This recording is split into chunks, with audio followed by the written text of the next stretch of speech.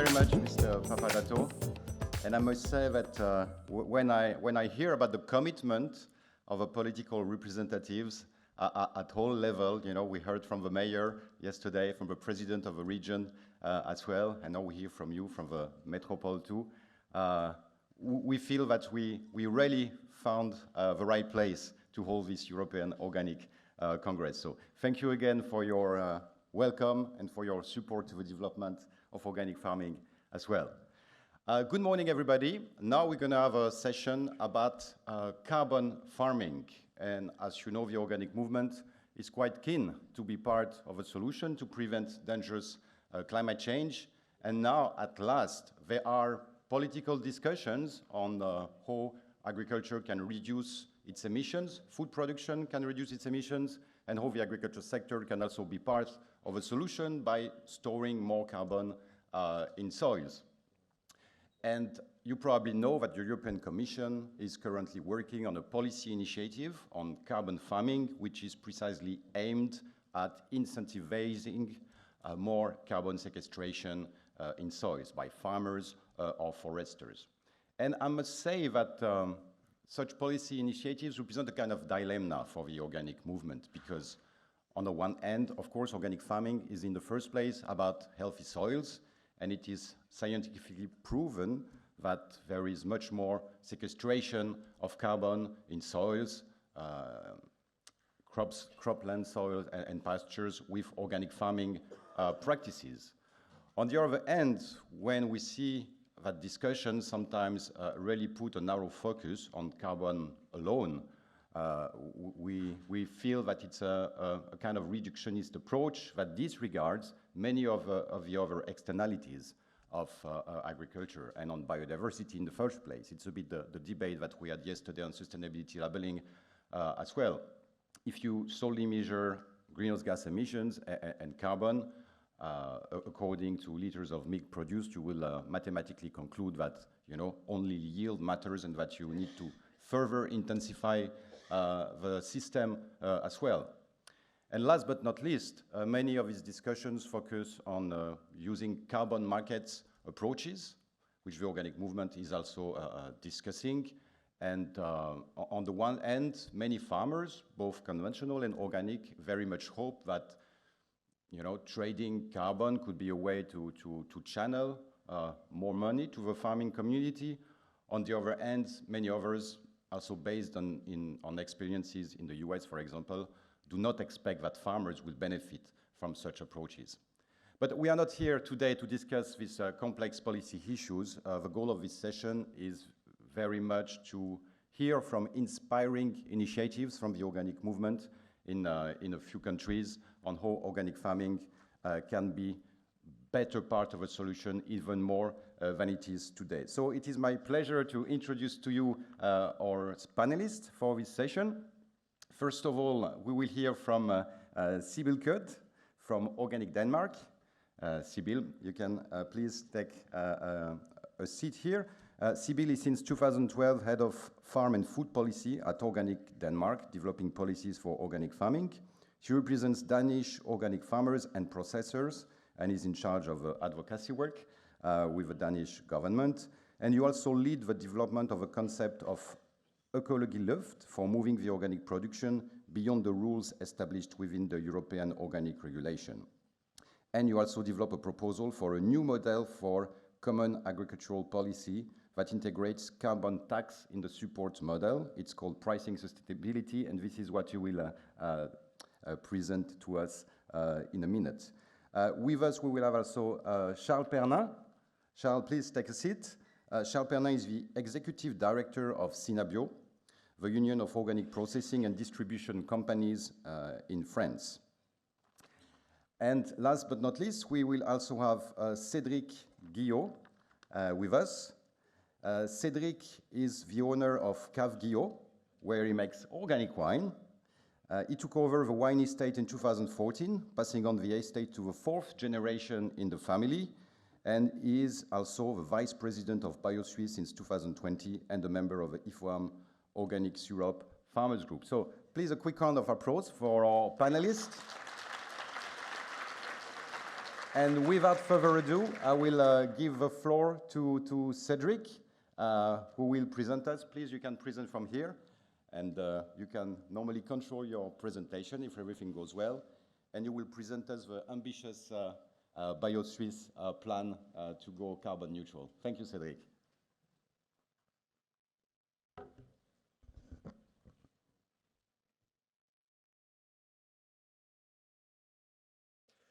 Merci, Eric.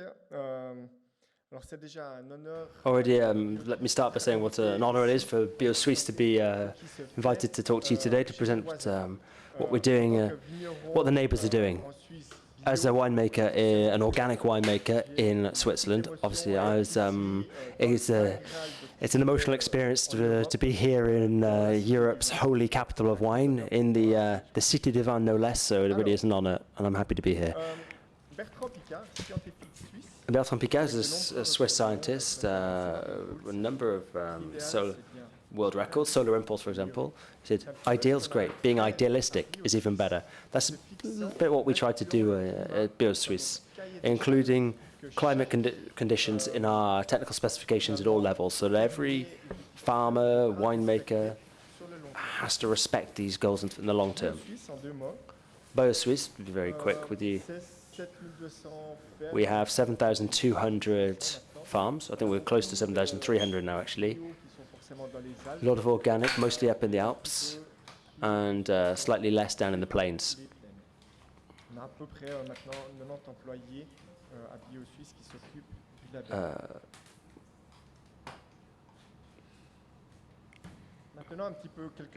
Now, a few words on the context in Switzerland.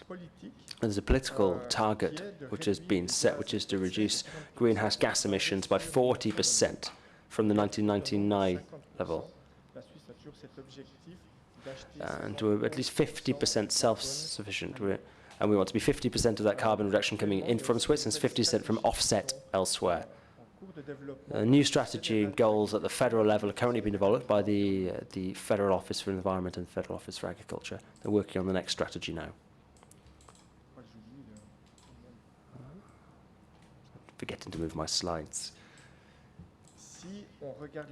But if we look at agriculture as a whole, organic and conventional, we can observe this is combining energy, manure storage, livestock, land management, and even the carbon balance of land use.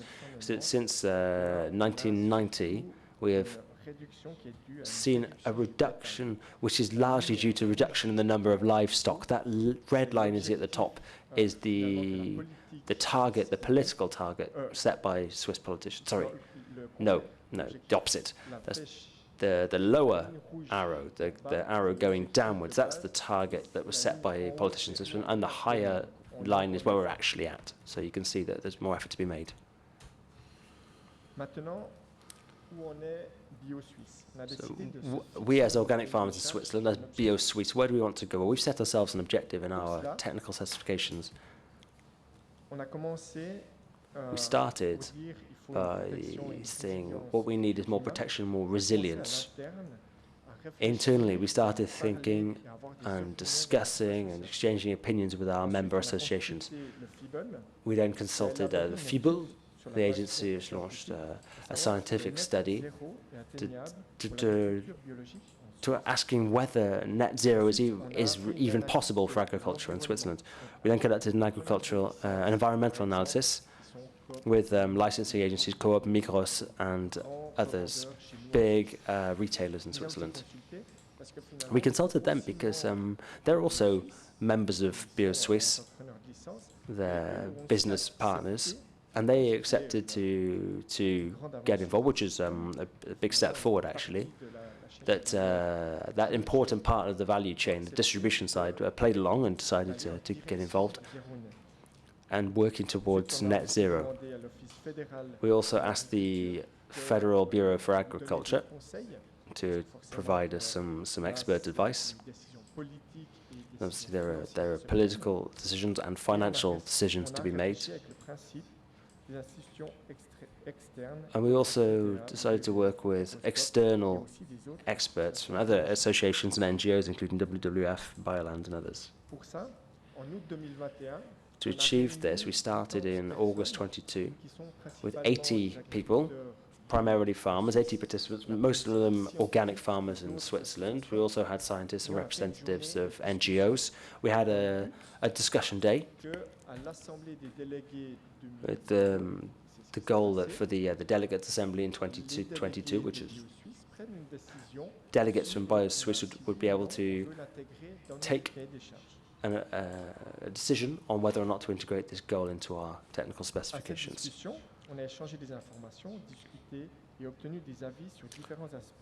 So we discussed different subjects of critical importance in climate and agriculture.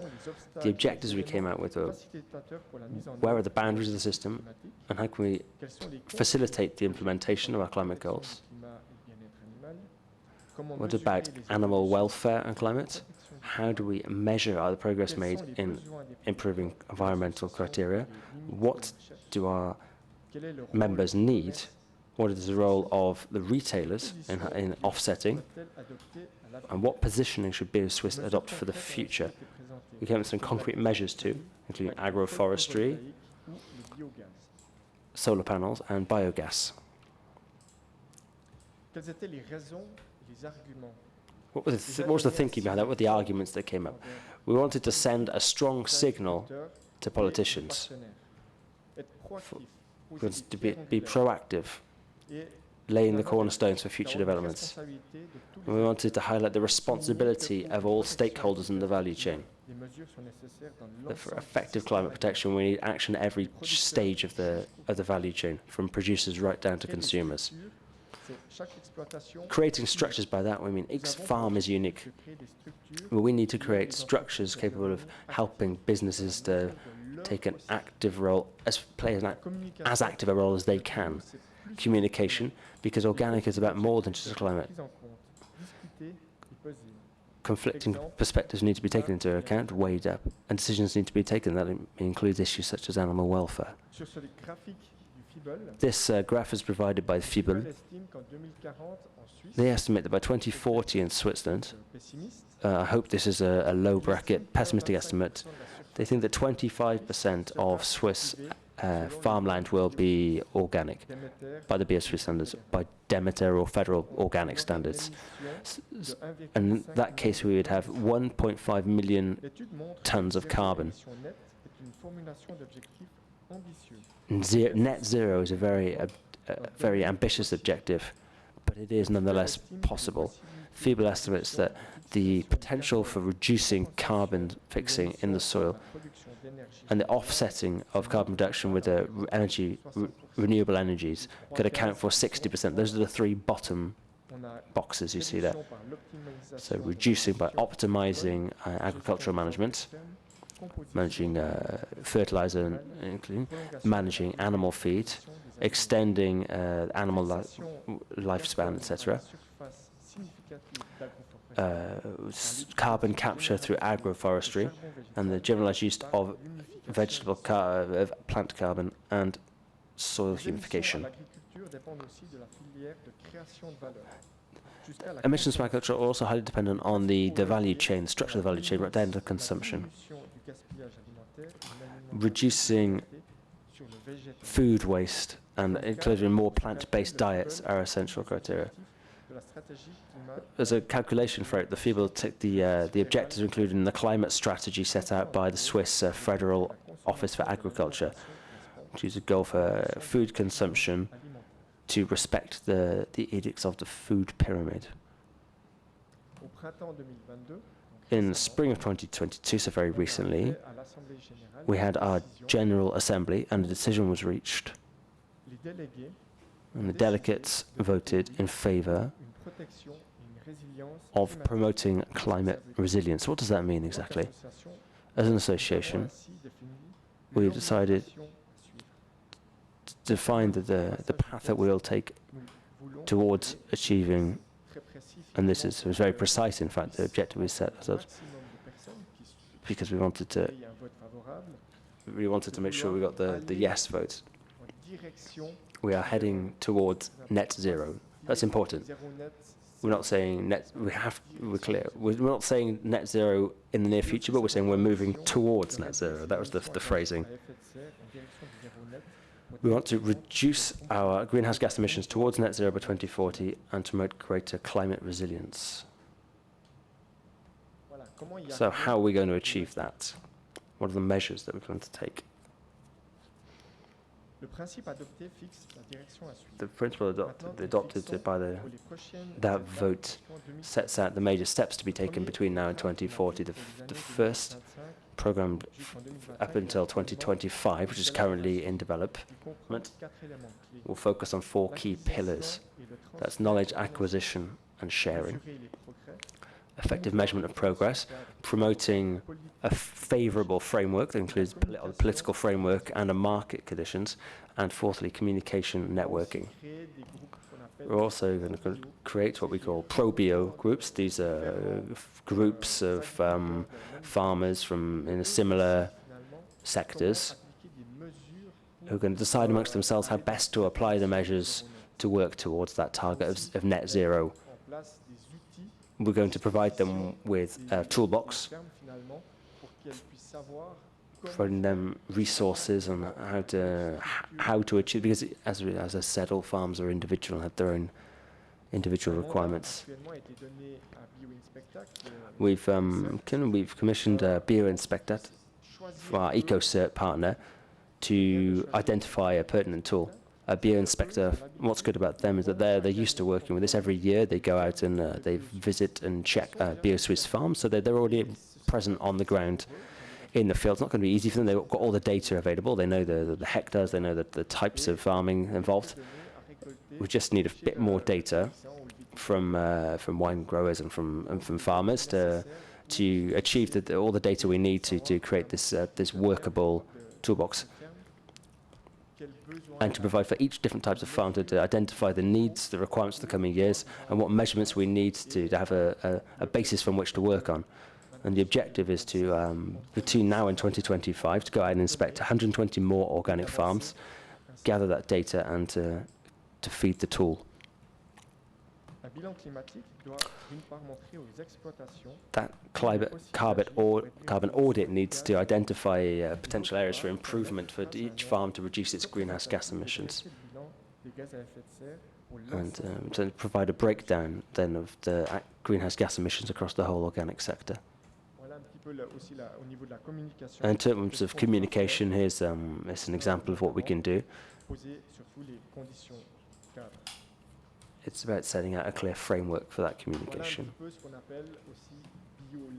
And this is what we call bioland, organic land. Is the Swiss dream is to have a green, functioning agriculture. You might not like the fuel tank there in the middle. Perhaps what I'd like to see in the future is that from 2035, we'll have no more diesel, petrol cars on the roads in Europe. So why not tractors? Anyway, I'll conclude on that note. Thank you.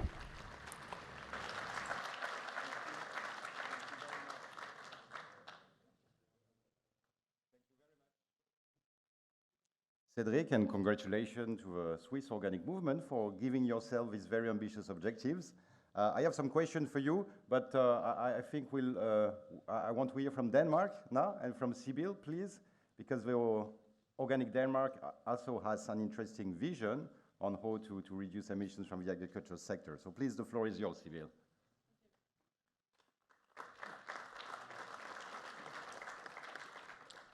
And thank you for being here. And I really support the idea that we should have the Bordeaux should be the capital of bio, but I believe the European Union should be the union of bio. Just a small comment on the good vision or ambition that BioSuisse they have taken in Organic Denmark. Oh, not in Organic Denmark. In Denmark, we have adopted a climate law that obliged Denmark to reduce CO2 emission by 70% when we reach year 2030. And the farmer sector should reduce their emissions in between 55 and 65%. So this covers the organic sector as well. But yes, I will present you to a model that we are that we hope could be implemented in order to reach the goal. At first, I want to say, it did change, that organic is carbon farming. Organic represents a system with grassland, catch crops, green manure, organic manure, and the regenerative principles, they are deeply rooted within the organic farming. I know that it varies to which degree the principles are really applied yet in practice, but there should be no doubt that the regenerative farming system is really deeply rooted within the organic. And within the organic, we do reach out for agroforestry. So in that respect, organic is an important part of the solution when we shall transform to a climate neutral system. But the way forward is not to establish a market for carbon certificates, although the EU Commission and the European Parliament unfortunately have such visions. In the present situation, our food production make up around 30% of the carbon, CO2 equivalent emissions. And this share is foreseen to increase to around 40% in Denmark in 2030.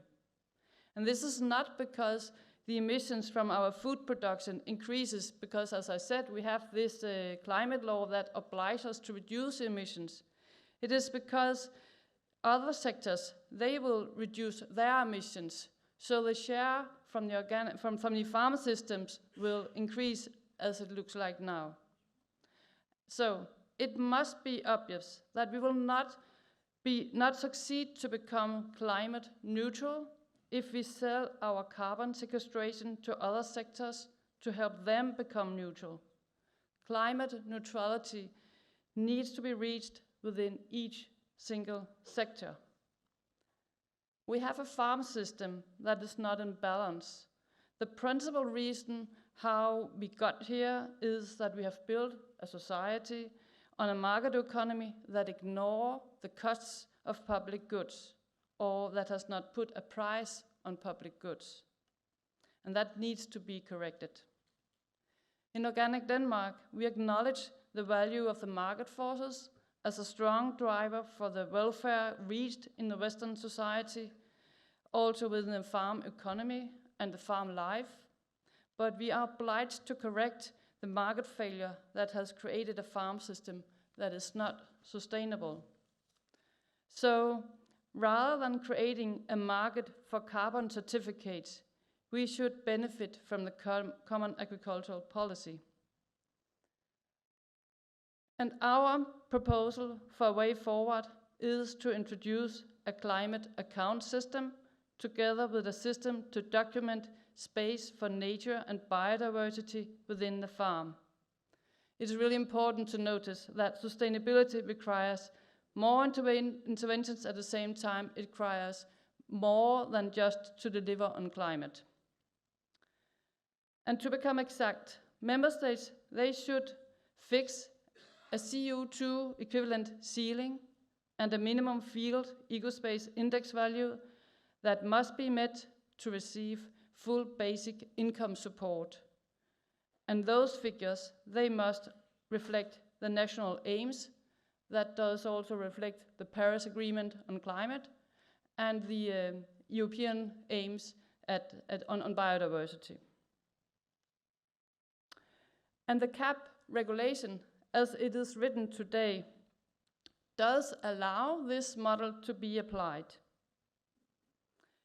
It says in the whereas and in the articles that the member states, they are allowed to adopt additional GAICs, and they have GAICs on climate as well as on biodiversity. And it does also say within the whereas and within the articles that the member states, they should adopt a system of sanctions and penalties that creates incentives to deliver on climate and biodiversity. So within our model, The logic is that if the ceiling, the climate ceiling is passed, and the contribution to the field ecospace index is not met, then the basic income support will be reduced. You can call this a tax on climate and lack of contribution to biodiversity. And while if you reach a result below the ceiling, or you deliver better field ecospace, additional payment from the eco-scheme's share is obtained. And I believe we saw yesterday an argumentation that we need to provide more support, more subsidy for organic farming if we should reach the 25% goal. But I do not consider this to be realistic. We will not have an additional budget for the cap. We need to find the money within the cap, and applying this system, we actually go for a true cost account system. We call our model pricing sustainability. So the higher footprint, the lower payment from the cap. And in that way, it becomes more costly to farm with a high impact on sustainability. That means if you do not deliver on sustainability. And taking this approach, we do also break with the belief that we are able to convince all consumers to buy more expensive product when there's a cheaper alternative. To put it short, we need to make the organic product the best choice for consumers. Otherwise, organic will never be more than a niche product, and we will not be able to deliver a sustainable food system. So the advantages through the model that I describe, we provide economical incitement to convert to a more sustainable practice. There's no priority for new technical solutions rather than system solutions. And there's no discrimination between small and big farms, as is often a result with direct support to buy new technology that normally favors the big farms. And we avoid that support is reflected in the price of the technology solution. With direct support to technology, the support will capitalize in the price of the new technology. And also the challenges to quantify the exact impact at a specific farm or field is solved this way. The accounting system, and there I refer to the carbon sequestration, it can be really difficult to decide whether you actually build up carbon or do you keep the balance in the soil. The accounting system can be arranged that it does include practices that we, for different reasons, are not able to calculate with certainty, like carbon sequestration, either because of lack of research, for example, holistic grazing practice, or because it is subject to dynamics from the soil, the history on the place, and the weather actually taking on. And the reason why we solve this by introducing the cap money is paid as a response of a behavior. We do not claim that it is the exact number of CO2 equivalent that we have calculated, and which would be necessary if you sell a certificate that you introduce in a balance account in another business. This is a more sensible way to spend the cap money. This is public funds for public goods. And it is a possible way forward compared to carbon certificates that is in any case highly problematic, as exact carbon sequestration that takes place is not stable.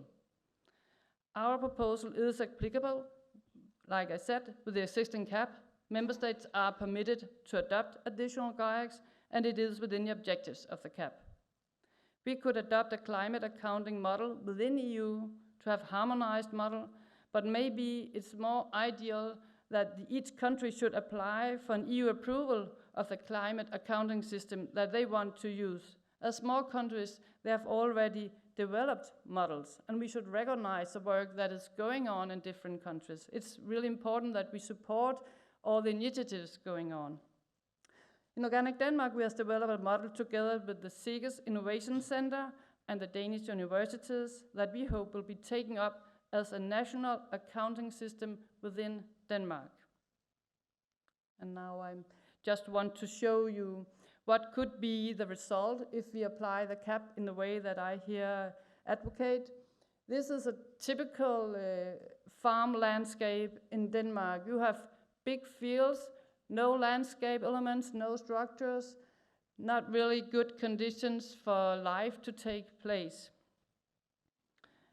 But changing the cap system and where you introduce the climate accounting together with the field ecospace requirement, you would diversify the use of land, you would reintroduce the animals in the fields, and you would introduce landscape elements. And you can do this while you at the same time have a very efficient farm practice, because those structures, you can place them in the length of the fields rather than cutting them across the fields. But to proceed this way, we need that other countries follow the same trail. So I need you, and I hope you got inspired and you are interested in advocating for the same model within your countries. Thank you.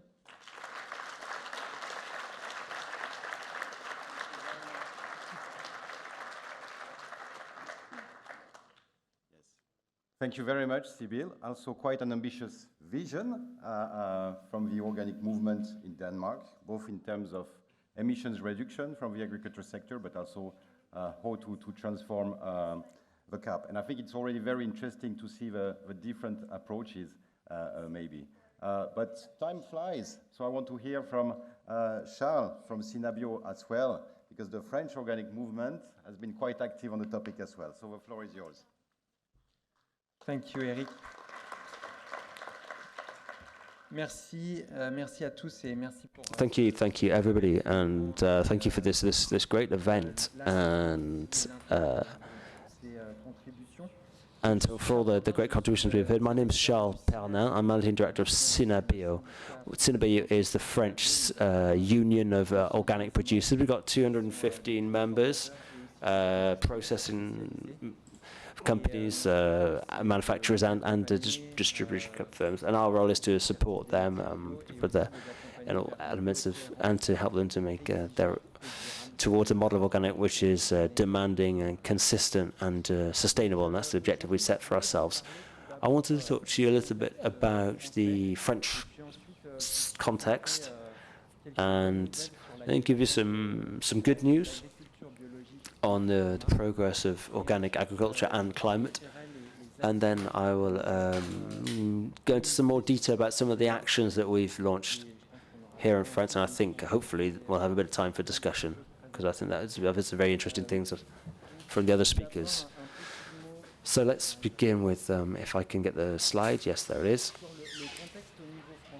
On the context here in France, we have an initiative launched by the Ministry for Ecology called the Label Bas Carbone. That's the low carbon label, aimed to certify as a label awarded to farms which are committed to reducing their carbon footprint.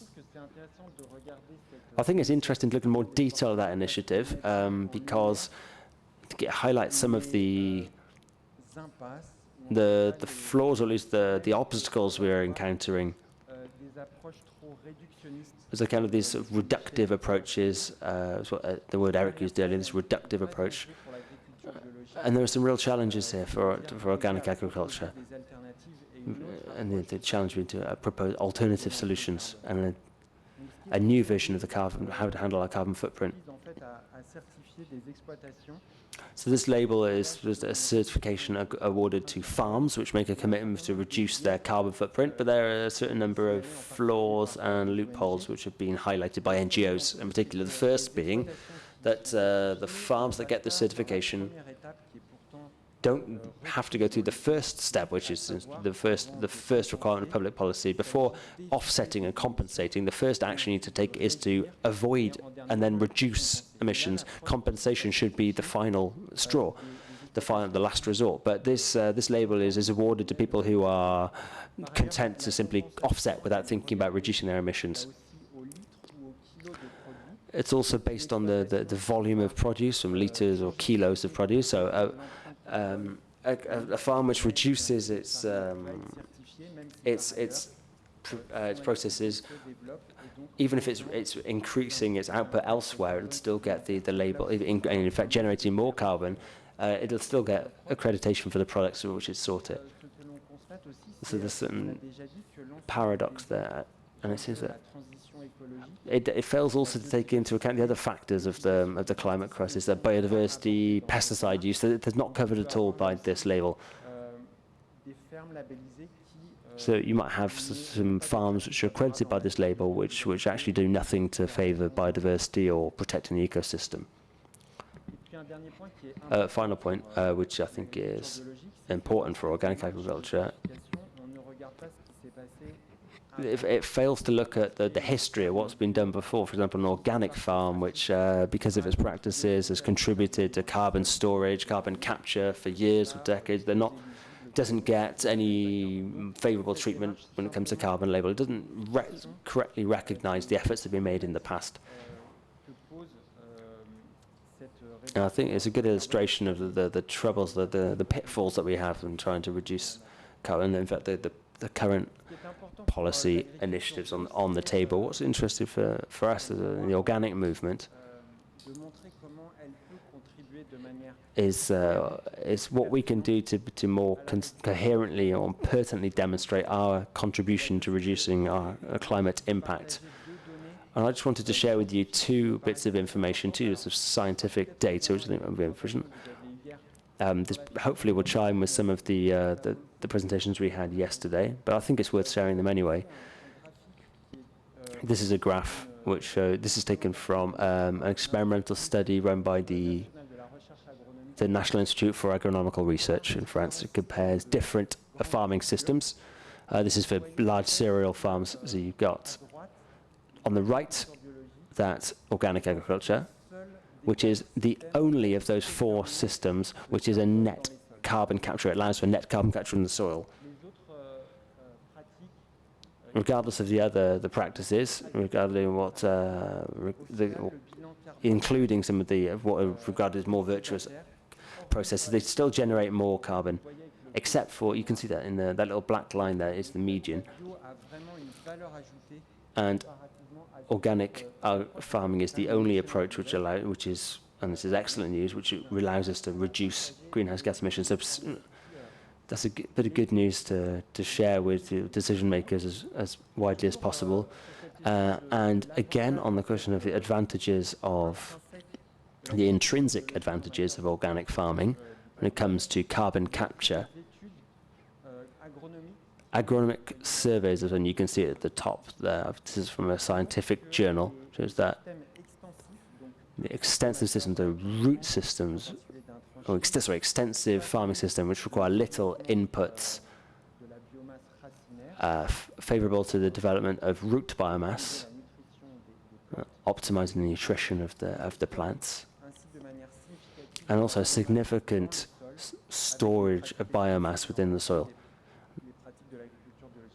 And that's particularly for what we call extensive agricultural systems, and specifically organic. And again, I think that lends weight to the faith that we have in our contribution to reducing climate change. Just for a little bit more context for you, what we actually do, what are we doing at Synabio on this matter? I think we're perhaps a little bit less advanced than our colleagues in Denmark and Switzerland, but we're committed to, we have a number of initiatives which I think are at least consistent, coherent with what you've talked about in Switzerland and Denmark. The first initiative, which we've been working on very hard for the last 2 years, you heard about this yesterday. I'm not going to go into detail. I know you had a presentation on it already. The Planet Score. This is a tool which allows us to measure environmental impact, which allows organic farming to capitalize on and communicate on its, and not just organic farming, but also conventional farming systems as well, which have signed up to this, and you can see that in the graphic there. We highlight the climate impact, but also biodiversity, pesticide usage, because you can't have one without the other. And we have to promote take a holistic approach to promoting the agriculture, ecological transition. We also have an advertising campaign highlighting the advantages, the positive impacts of organic farming for biodiversity. It's something we need to talk about more, because focusing exclusively on climate and carbon risks distracting us from the other dimensions, which are all integral parts of the change. And so the potential positive impacts we have on biodiversity need to be highlighted and championed. More generally, on a more general level, we're doing more and more to promote organic farming as a solution, as the most successful and most high potential solution for the food transition. I think this is a fundamental priority and has been for some years now, because what we've seen in France, and I don't know if this is the case in your countries elsewhere in Europe, is that we're seeing more and more attacks on the pertinence of organic as a model. So on the issue of food sovereignty, for example, it's become an issue recently since the war in Ukraine. But more generally, you've seen the values, the value added by organic has been under attack, particularly on social media. But so we're increasingly active to get out there and promote and champion the values of biodiversity on social media through advertising campaigns. And the capacity, particularly of organic farming, to progress further. I think it's important to highlight that margin for further progress. So we have campaigns online, social media. We're working on creating a database of materials, of arguments for use by professionals, by professional organizations and others, promoting a joint unified message on the advantages, the benefits of organic farming. And we're also working hard to promote the role played by the driving force that are organic companies, the manufacturers and distributors, as catalysts for change in the food transition. We think it's not just purely an agricultural question. Obviously, we need to change our farming practices, but we also need to get consumers on board. We're talking about changing system with new habits and new attitudes, and for that we need to win over consumers, as well as producers, manufacturers and distributors, and they have a big role to play in bringing about that change of behavior.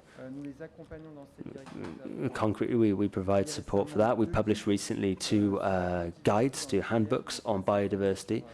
On the left, you got the one on in Europe, which covers 20 best practices for better protecting biodiversity in the organic sector. And we recently published a second one on production sectors in the global south, particularly on avoiding deforestation and water uses. So helping that to support that transition with the business world and in partnership with consumers. We also have a CSR policy, which is called Entreprises Durables, sustainable companies, aimed at companies to help them get a better handle on their carbon footprint and to control and reduce that carbon footprint. So there you go, just a brief overview of the initiatives that we're running at Synabio on the ecological transition. Thank you very much.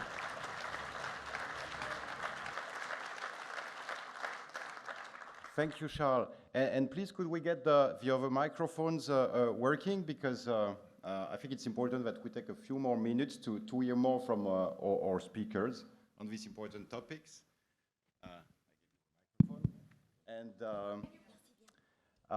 And thank you, Charles, for highlighting the limits of existing certification scheme like the French label that you talked about.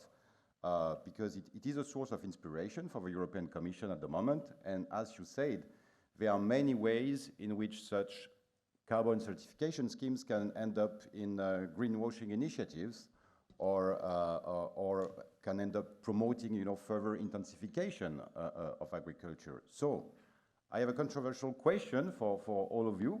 Also given the ambitious visions that you presented from BioSuisse and Organic Denmark as well.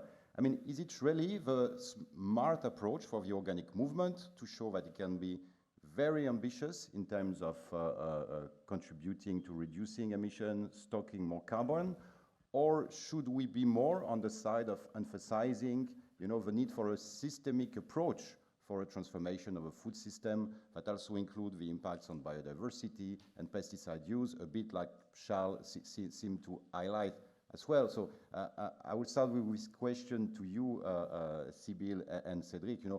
How does the vision that you presented also take into account, other externalities like the impact on biodiversity as well? Sybille, maybe first. I believe we should not.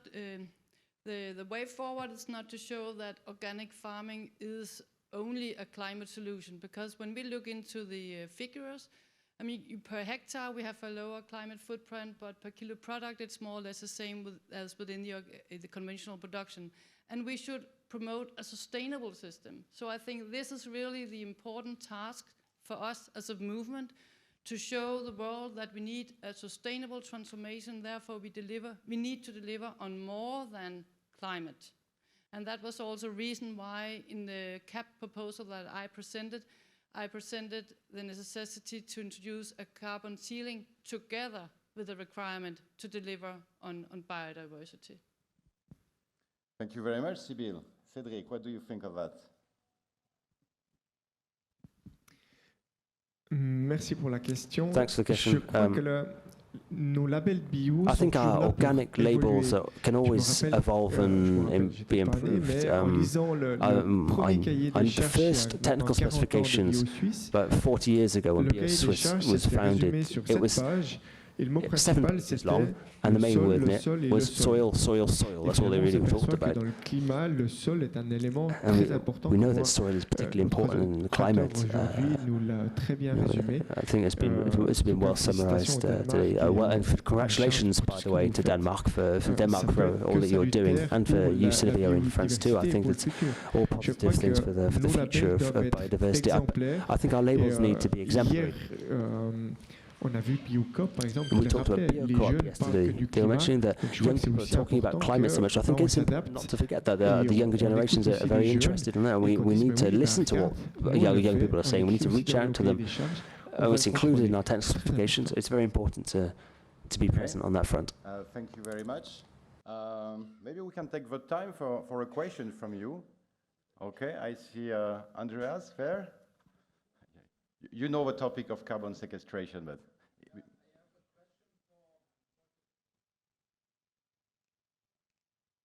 Can you introduce yourself briefly?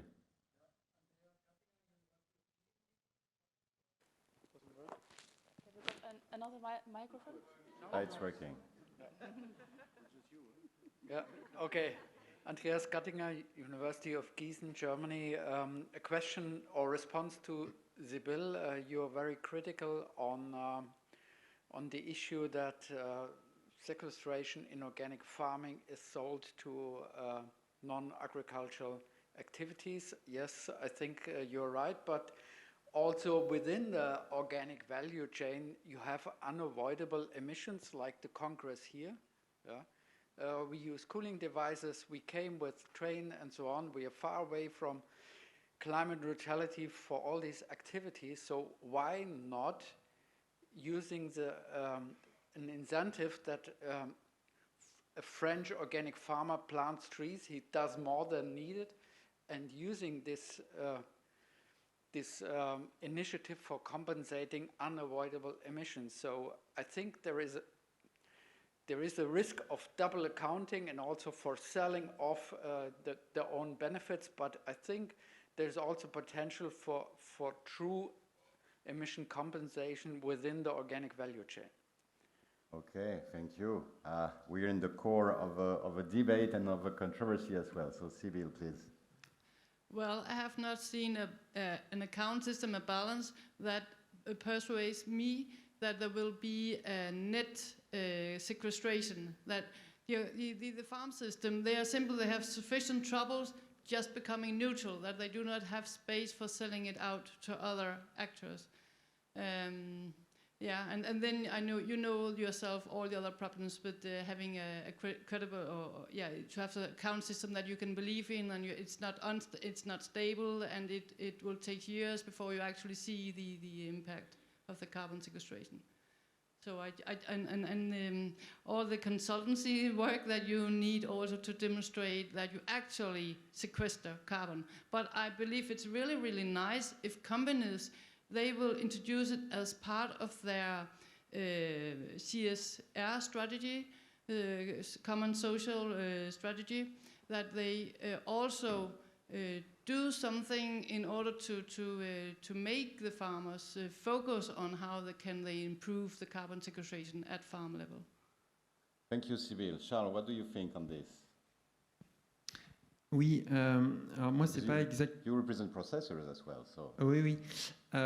Mais sans entrer dans les questions. Without getting into too much of the technical issues, because I'm not a technical specialist, I get the impression that what's new for the organic sector is that maybe 15 years ago, we had a sort of monopoly over environmental questions about the transition. I think what's happening now is that these questions are questions for society as a whole, and the organic movement, it doesn't have any natural leadership there anymore. There are other stakeholders, other transition models, other narratives, other ideas of what that transition could look like. You got what could do with GM crops, what about robotic crops and data, big data, digital technologies. So I think the challenge we face is all the collective challenge is to regain that position of the leadership, our position as the leading name, and really impose our vision of that transition.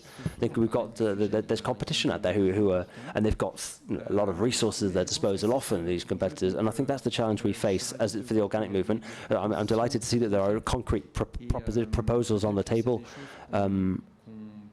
things which perhaps we could share across the IFOAM network, because so we can have common resources and make it more visible and make our voice heard.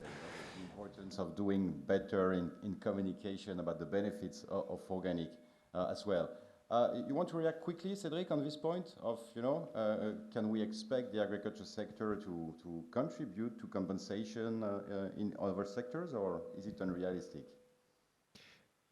Alors, oui, c'est réaliste, et je vais donner un exemple de ce. No, I think it is realistic. I'll give you an example from Switzerland, in one of our regions. Every canton in Switzerland has its own climate strategy. And we have measures to promote biodiversity within organic farmland. The Confederation's goal was to achieve 16%. We're now at 19%. And that 3% difference, we'd like to use that to have land which is devoted to carbon capture, carbon storage, to be able to use that land for carbon farming, for biodiversity too, but specifically to capture carbon. That's one of the measures that has been looked at, studied, and that's moving forward very. Thank you, Cédric. So we'll take maybe two more questions together. But Merci. Ah là, ça marche. C'est très différent. Merci. Bonjour, Jacques Kaplan, président d'IFOAM. President of IFOAM France, also an agronomist specializing in some of the subjects we talked about this morning. I want to go back to that question of the connection of not focusing exclusively on one subject, which I think is extremely important. Carbon farming should be an important aspect of our promotion, but it's important to have points of reference. Yeah, and to be able to demonstrate points that we can show to our adversaries and our opponents and our partners. I came across a very interesting analysis in Nature Sustainability, an article published 2 years ago. A Danish, a Swedish, and a French researcher published this paper. Guillod van der Werf was the main author, the lead author, and they showed how carbon capture studies, carbon farm life cycle studies were totally biased for organic study, and they promoted ways of better taking into account biodiversity. And I think it's really important to have that that kind of academic backing, the ammunition to show to our rivals and to give very concrete terms about these terms. It's always interesting to be able to give examples. For example, of the impacts of biodiversity. We're talking about local varieties, of indigenous varieties. That's a factor of improving biodiversity, domestic biodiversity. and so natural biodiversity too, because the natural land and farmland are in constant interaction. It's also an extraordinary tool, a particularly invaluable tool now for adaptation to climate change. And if we continue to centralize and select centrally our selection of plant stock, then we'll never be able to adapt to drought. So it's about selecting adaptive selection in the fields that will achieve that goal. So those two factors, that's climate and biodiversity, and that's in the same examples. I think we need more and more examples like that, more ammunition to oppose against our rivals who in their reductive view of the... For this comment, please, yes. So I think we have to stop this session. So, but let me just say and thank you very much for your contributions, and you also contribute to the reflection and work of IFOAM Organics Europe on this. Recently, we published a position paper with some of your contributions on carbon farming. We published a document highlighting precisely the benefits of organic farming on climate change. But we also set ourselves an ambitious goal to develop an action plan of the organic movement on climate change in the coming year. So we really need inspiration from you and from your initiatives at the national level. So we'll definitely continue with discussions with your contributions. So thank you very much again. And we wish you a very nice lunch and see you back at 2:30. Ah, sorry. My apologies.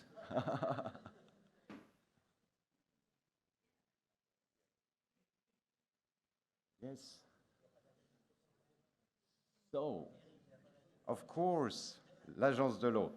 Apologies. So we will now hear from the director of the water agency, which is also has a crucial role in supporting and developing organic farming. So thank you. The floor is yours.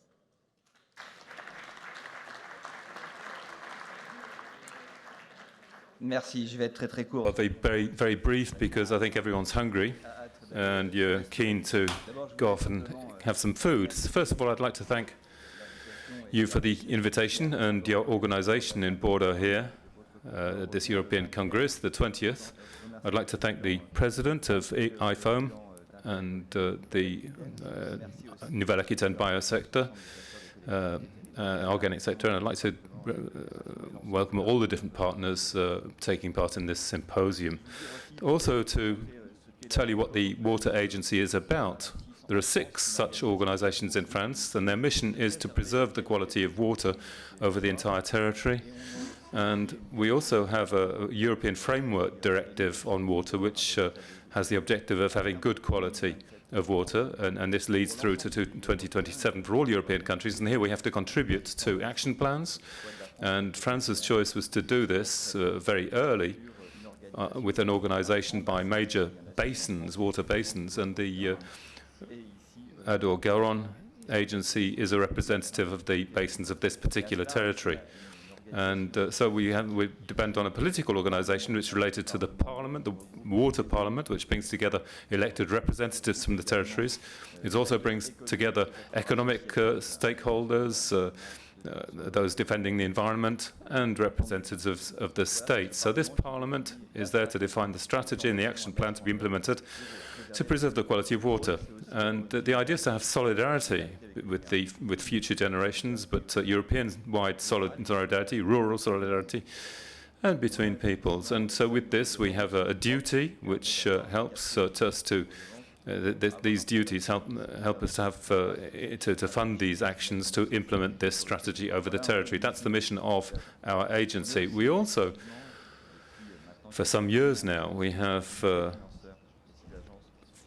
financing for the 6 agencies, representing more than half of our overall of the transition agricultural funding under the conventions over the last few years, and this is also a necessity. And I'll come back to that, to preserve this quality of the water. like in a basin like our own, in the Garonne, we have to look at climate change issues. In 2050, the perspective is a reduction by 50%. Here you're in Bordeaux in a period which is outstandingly hot historically, and this will have huge impacts on the quality and quantity of water that we have. It's going to degrade the quality because the water is heating up much quicker and evaporating much quicker as well in the rivers and so on. So we're obviously losing efficiency. So, and by 2050, we'll be going through periods of the summer periods, and we're likely to lose about 50% of our flow, especially with the Garonne here. And the water will heat up quicker here too. Probably we're going to concentrate the pollution we have there as well. So these are climate change effects, and and this is where we have to work on a program to preserve the quality of water, but also face up to climate change challenges and adapt and have a program for mitigation, for attenuation of these effects. And then the second point is probably in the framework of our mission. We are faced with pollution. So our mission practically is to handle pollution from industrial sources, from domestic sources and so on. We were created 50 years ago to answer to those objectives. And there are still issues at stake. There's one in particular relating to micropollutants and pesticides. And there are two phenomena. One, artificialization of soils. And the French government has announced 500 million euros to regenerate nature in the cities. And this is a major issue for the cities to protect against these heat spells. And also we need to struggle to fight back against pesticides. In the Garonne, we've got 30% of our water table, which is polluted above standards, affected by chemical, agricultural pollution. We have 40% of our rivers that are now qualitatively in a kind of a deficit situation, a negative situation. So we've had to adapt. We know that we're going to have a capacity to have a good condition by 2027 in compliance with the objectives. We haven't managed to reorientate French agriculture to fulfill that objective. So we could say that we're not the only people to face this problem in Europe, but that's no reason for us to renounce. So we need to accelerate things. That's what we're trying to do on the territory, because for organic farming, we've concentrated on areas where we're in greater difficulty, especially to preserve the quality of drinking water. But despite that, in the Adour-Garonne, we're talking about 2 million people who are drinking water which is not compliant with the regulations, especially in terms of herbicides, nitrates. So it's important to be able to accelerate transition to have water that answers to this quality. And this means that we have to have organic farming. And in the Adour-Garonne territory, we've multiplied these surfaces by 3 in just in a period of less than 10 years. So that's important. We managed to achieve rates that are fairly significant. And I'd mentioned the Gers department with 38% with averaged out organic farming. So obviously there's less pesticides there. And if you look at what it was like before on these territories, obviously we have a duty based on the use of phytosanitary products. Well, obviously then it's not coming down. So there's a problem. We need to have more organic farming, but the efforts made by others are not to be compensated by a loss of fresh water. If we continue to increase conventional farming and calling on chemical products and ignore the efforts of organic farmers, we're not going to be improving the quality of water. That's where we stand at the moment. So in other words, the level of pesticides and herbicides in particular, and nitrates in the water is increasing still on our territory because there's greater organic farming. But that's why we've committed within a pact that we're going to validate shortly to ensure that we know that organic farming is necessary. So in this sector, we clearly need to have 30 to 35% of organic farming.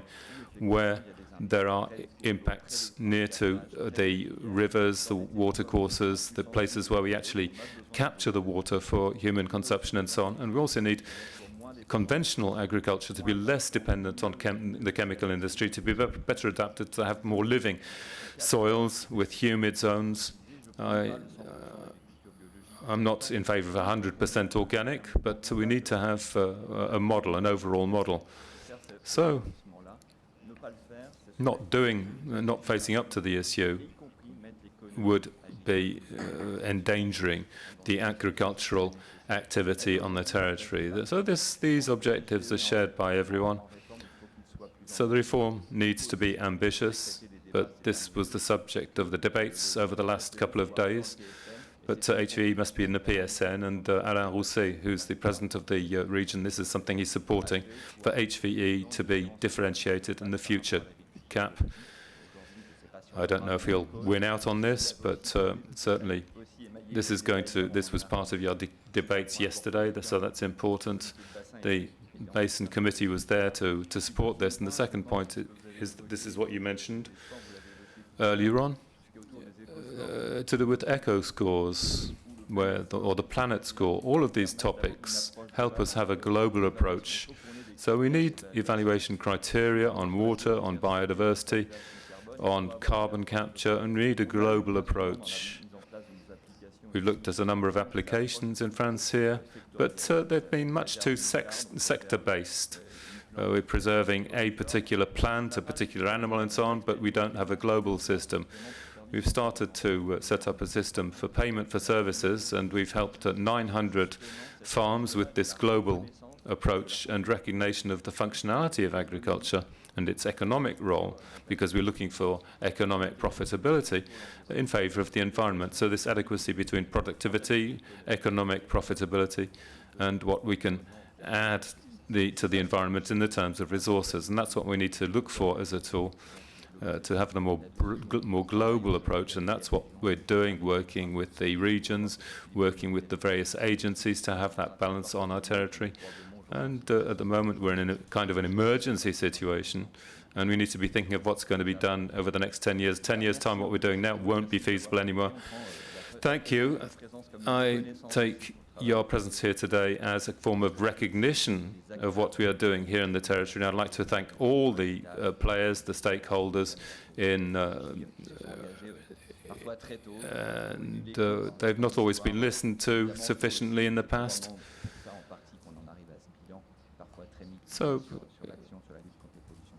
So thank you. We need you. You're essential players here as elsewhere in Europe. Thank you.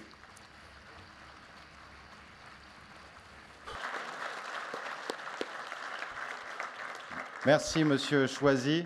Et au nom d'Interbio Nouvelle-Aquitaine et d'IFOAM Organics Europe, je tiens à vous remercier à nouveau d'être partenaire de ce congrès européen de l'agriculture bio, mais aussi pour le soutien de votre agence de l'eau, de beaucoup d'agences de l'eau en France au développement de l'agriculture biologique. Et je dois dire que travaillant à Bruxelles, c'est souvent un exemple qu'on met en avant auprès des institutions européennes, cette contribution des agences de l'eau et cet intérêt des agences de l'eau pour le développement de l'agriculture biologique, pour la qualité de l'eau aussi. Donc merci encore. And